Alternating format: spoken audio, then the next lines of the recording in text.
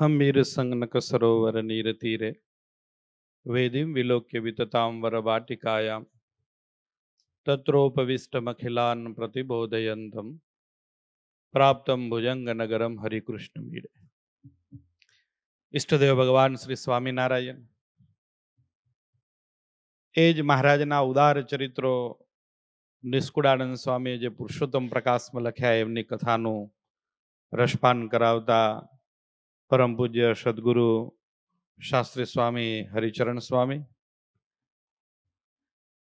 पूज्य वडील संतो कोठारी स्वामी, पूज्य महंत स्वामी, अन्य सर्वे वंदनीय संतो, समस्त श्रोताओ, यजमान परम भक्त प्रवीणभाई वाघजीभाई पटेल, તેમના સગા સ્નેહીઓ અને આ કથાનું રસપાન કરતા શ્રીજી મહારાજના લાડીલા ભક્તજનોને ખૂબ જ હેતપૂર્વક જય સ્વામિનારાયણ।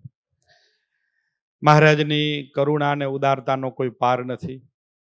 પૂજ્ય વક્તાશ્રીએ પણ એ મહારાજના ચરિત્રોમાં વાત કરી અને સભા સંચાલક શ્રીએ પણ બહુ સરસ વિસ્તારથી વાત કરી। મહારાજ તો આટલા દયાળુ થયા છે, મહારાજ અતિ ઉદાર બન્યા છે, પણ એ ઉદારતાનો લાભ લેવા માટે આપણે પાત્ર બન્યા છીએ એ એક પ્રશ્ન છે। હમણાં જ પૂજ્ય સ્વામી વાત કરી અને મચ્છરનો સ્વભાવ છે, બહુ સરસ લોહી મળી જાય ને તો પછી ઉઠે નહીં સ્વામી। હા, એટલું લોહી પીએ કે પાછળથી નીકળતું હોય ને આગળથી ઉપાડતું હોય, આવા મચ્છરોને પણ તમે જોયા હશે। એમ આપણે એવા વિષયાસક્ત તો નથી બની ગયા ને કે વિષયો ચૂસ્યા કરીએ અને એમય બની ગયા હોઈએ અને મહારાજના ખોળામાં બેઠા છતાંય મહારાજને ભૂલી તો નથી જવાતું ને। આ પણ આપણને સમજવું પડે। આવી કથાઓ છે, એ કથાઓ જે મહારાજનો મહિમા સમજાવે છે તો એ સાથોસાથ આપણને જે આપણી પ્રાપ્તિ થઈ છે, જેમ હમણાં જ વાત કરી આપણે સીધી લીટીના વારસદાર બન્યા છીએ, અમથું તો નથી બનાણું।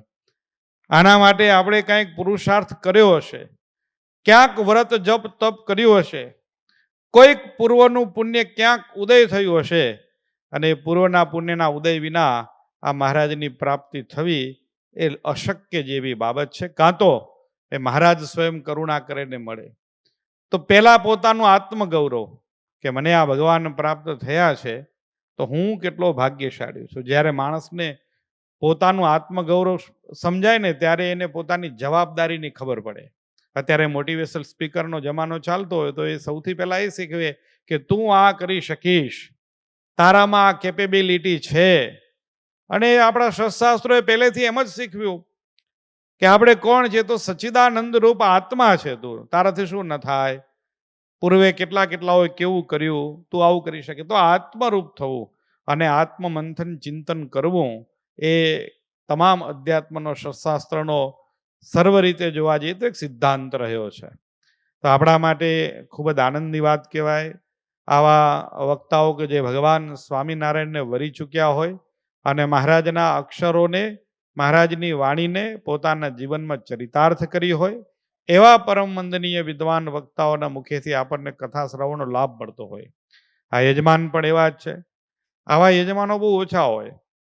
આ એક નહીં પણ 6 મંદિરોમાં પ્રવીણભાઈને સમાન પ્રીતિ છે।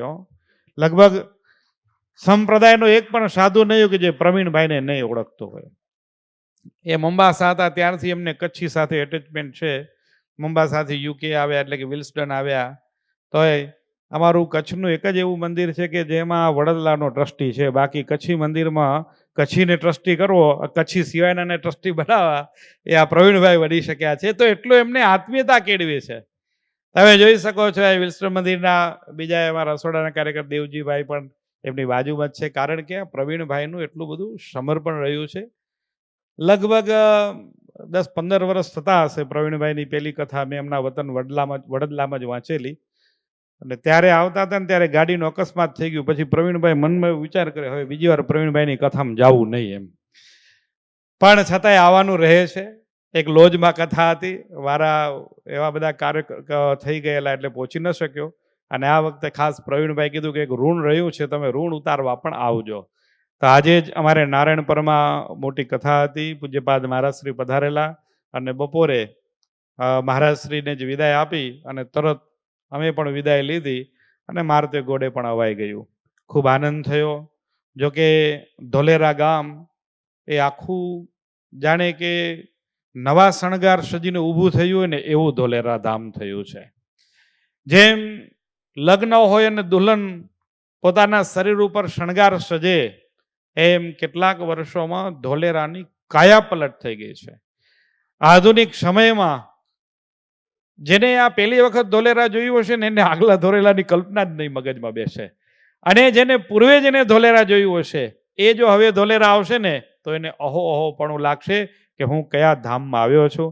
તો આમની પાછળ જેટલા સંતોનું સમર્પણ કે જેટલા હરિભક્તો ઉદાર દાતાઓનું દાન છે એ બધાને આ સ્થળેથી આ દ્વિશતાબ્દી મહોત્સવના ઉપક્રમમાં આ આખો પાટોત્સવની કથા, આ ભગવાનના 200 વર્ષનો પાટોત્સવ એ પ્રસંગે હું શ્રી મદન મોહનજી મહારાજના પાદારવિંદમાં નતમસ્તક થઈ અને જેટલા પણ સંતો અને હરિભક્તોનું આમાં કોઈ પણ પ્રકારે સમર્પણ છે એમને લાખ લાખ ધન્યવાદ આપું છું અને એમને હું નમન કરું છું કે જેમને આ ધોલેરા ધામની કાયા પલટ કરી છે. ઉત્સવો અનેક હોય, થતા રહ્યા છે, થતા રહેશે અને હમણાં પણ થઈ રહ્યા છે. પણ આ તમામ ઉત્સવો એ આપણા પોતાના જીવના કલ્યાણ કરનારા બને. જુઓ, એક મુદ્દાની વાત એ છે, યજમાન શ્રી કથા કરાવે છે, ખર્ચ કરે છે, વક્તાશ્રી આપણને સરસ મજાની કથા સંભળાવીને આહલાદિત કરે છે, આનંદિત કરે છે, સભા સંચાલક શ્રી એ પણ પોતાની વાત અતિ સરળ બનાવી અને આપણને મહારાજનો મહિમા સમજાવે છે. આ બધાની વચ્ચે જો કેન્દ્ર કોઈ હોય ને તો એ શ્રોતા છે, પણ શ્રોતા જ ભૂલી જાય છે. શ્રોતા એવું સમજે છે કે આપણે પ્રવીણભાઈના પ્રસંગમાં જઈ આવીએ, થોડી વાર કથા સાંભળી આવે તો બધાને સારું લાગે, ઘણા પછાની નોંધ કરાવવા આવે કે હું આવ્યો તો તમારી કથામાં, યાદ રાખજો, પાછો મારો પ્રસંગ હોય ત્યારે તમે આવી જજો. આવા વ્યવહારિક કાર્યોમાં આપણે રહી જતા હોઈએ છીએ. ખરેખર માધ્યમ આ નથી. આ તમામ લોકોનો જે પુરુષાર્થ ને પ્રયત્ન છે ને એ શ્રોતાના અંતરાત્મામાં ભગવાનને બેસાડવાનો, ભગવાનનો મહિમા સમજાવવાનો, અને શ્રોતાને એમ થાય કે હું કંઈક પામીને આવ્યો, નહીં કે બધાને બતાવીને આવ્યો, એ પમાડવા માટેનો આ પ્રસંગ હોય છે. તો આપણે બધાએ અહીંયા એક સ્વાર્થી બનીએ. કેવો સ્વાર્થ? તમારે ભગવાનનું એકાદ બે ચરિત્ર એવું હોય કે જે મારા અંતરાત્મામાં ખૂંચી જાય. હમણાં થોડીક જ ક્ષણોમાં વક્તાશ્રી કેટલા બધા ચરિત્રો આપણને આમ વ્યવસ્થિત રીતે સમજાવી દીધા. આમ કહેવાય ને ગ્લિમ્સ, હવેનો જમાનો છે હાઇલાઇટનો, હવે આખી મેચો કોણ જોવે, હાઇલાઇટ જોઈ લે એટલે વાત પૂતી ગઈ એમ. તો બધા જ ચરિત્રો વક્તાશ્રીએ હાઇલાઇટમાં આપણને આપી દીધા. તો એ ચરિત્રોને આપણે યાદ કરતા રહીએ. આ ભાલ પ્રદેશમાં આવ્યા છીએ, ખરેખર ધન્યવાદ છે. જે વક્તાશ્રી કીધું તેમ આ 6 વાગે પણ 45 ડિગ્રી ભાલમાં હોય એમ. અમારે કચ્છીઓને ગરમી ખરી, પણ 5 વાગે ને પછી નમતું થઈ જાય. 6 વાગે એટલે અમે અગાસીમાં જઈને બેસીએ કે આંગણામાં બેસીએ એવી હાલત હોય. પણ આ ભાલ દેશ 6 વાગે પણ 45 ડિગ્રીમાં ગરમ તપે છે. અને એ પ્રદેશમાં જ્યારે આવો મોટો ઉત્સવ, બહુ સરસ. નહીં તો ઘણી વખત બધાને એમ એક આપણે કહેવાય ને ટોક ઓફ ધ ટાઉન, એના જેવું કહેવાય. અત્યારે પાટોત્સવ હોય ને ડિસેમ્બરમાં કેમ લઈ જવાનો હોય, એમાં એક વખત આ પ્રવીણભાઈની કથામાં આવવું જોઈએ એટલે એને કાંઈ કેવું ન પડે, બધા પ્રશ્નોનું સમાધાન થઈ જાય. આ એના જેવું છે. તો ખરેખર ખૂબ ખૂબ આનંદ થયો. અહીંયા અંતરથી એક પ્રસન્નતાથી કથા સાંભળવાનો પણ. હું અહીંયા આવ્યો ત્યાં સુધી મને બહુ જ્ઞાન નહોતું કે શેની કથા હશે. અહીંયા આવ્યા ને પછી કાવ્ય પુરુષોત્તમ પ્રકાશની કથા મેં મારા જીવનમાં સૌથી પહેલી કથા છે ને પુરુષોત્તમ પ્રકાશની કરી છે. અને અતિ પ્રિય ગ્રંથ છે. કોઈ પણ માણસ એક વખત જો પુરુષોત્તમ પ્રકાશ વાંચે ને, પૂજ્ય વક્તાશ્રી ભલામણ પણ કરી છે, એક વખત જો પુરુષોત્તમ પ્રકાશ વાંચે ને તો એને સ્વામિનારાયણ ભગવાન શું છે ને ખબર પડી જાય, એની બધી ભ્રમણાઓ તૂટી જાય. ભગવાન સ્વામિનારાયણનો અવતાર પ્રયોજન એને ધ્યાનમાં આવી જાય. આ અવતાર પ્રયોજન માત્ર ને માત્ર નાનામાં નાના જીવનું કલ્યાણ કરવાનો અવતાર પ્રયોજન છે, ન કોઈને મારી તોડી નીચા ઊંચા કરવાનો. પણ આજે લોકોને ક્યાં એટલી સમજ છે? કાપી કૂટીને ટૂંકું કરીને કેમ એને ટીઆરપી કમાઈ લેવી એવું જ લોકોને સમજે છે. પણ એવા લોકોને પણ આ એક વખત પુરુષોત્તમ પ્રકાશ વાંચે તો આંખ ખુલી જાય એવો અદ્ભુત ગ્રંથ છે. એટલે ગ્રંથનું જેમને પણ ચયન કર્યું હશે એમને પણ હું અંતઃકરણપૂર્વક અભિનંદન પાઠવું છું.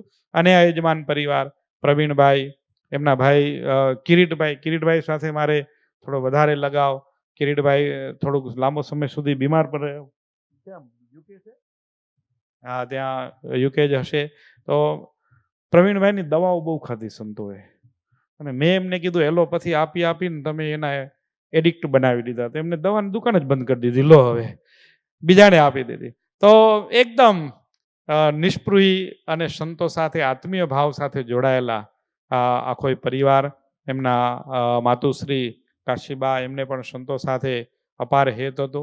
વાઘજી બાપા મોંબાસા હતા ત્યારથી જ આ કચ્છીઓ સાથે જોડાયેલા, એટલે બહુ વહેલેથી સઘન આ પરિવાર કચ્છીઓ સાથે જોડાયેલો પરિવાર છે.